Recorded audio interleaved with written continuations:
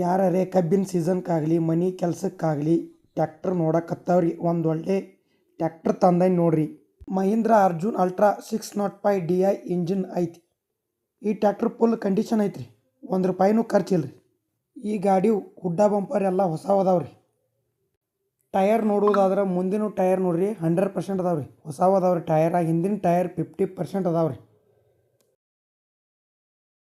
ಈ ಗಾಡಿ ಮಾಡಲ್ ನೋಡುವುದಾದ್ರೆ ರೀ 2011 ಮಾಡಲ್ ಐತ್ರಿ. ಕಾಗದ ಪತ್ರ ಎಲ್ಲ ಕ್ಲಿಯರ್ ಅದಾವ್ರಿ. ಗಾಡಿ ಸ್ಟಾರ್ಟ್ ಮಾಡ್ತೀನಿ ನೋಡ್ರಿ.